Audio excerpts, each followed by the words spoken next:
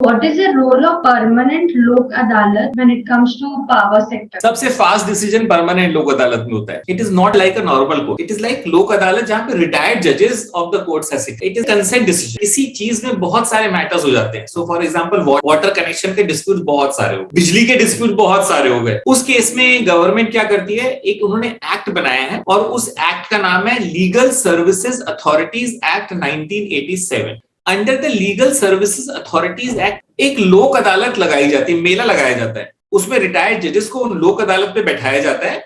किसी को भी बिजली की कोई भी समस्या रही है, जहां पे कोई भी केस चल रहा है, चाहे कंज्यूमर कोर्ट में केस चल रहा हो, चाहे फोरम में केस चल रहा हो, चाहे नोटिस भेजा हो बिजली विभाग ने, वो पर्सन वहां पे आ सकता है. बिजली विभाग का रिप्रेजेंटेटिव है, लॉ ऑफिसर है, वो भी खड़ा रहेगा साथ में. और दोनों तीनों आपस में बात करके एक सेटलमेंट पे अराइव करेंगे कि चलो भाई आपका 4 लाख का है तो एक काम करो 3 लाख में सेटल कर लो, या लेट पेमेंट सरचार्ज छोड़ दो, हम नहीं लेंगे लेट पेमेंट सरचार्ज, जो ओरिजिनल बिल है वो हमें दे दो, आपका मैटर क्लोज. Consent decision. तो under legal services authorities act permanent Lok Adalat for electricity are appointed.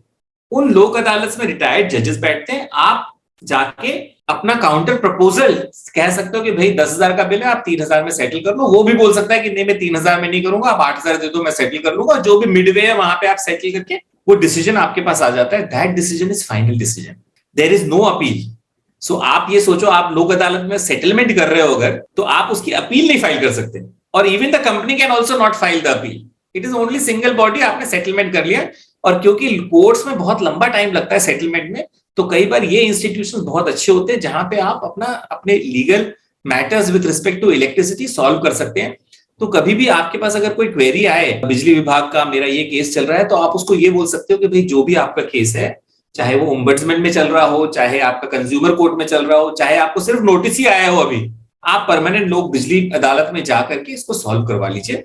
आपको फिर बार बार धक्के खाने की जरूरत नहीं है कोर्ट कचहरी के. So this is one of the important dispute resolution mechanism which is available.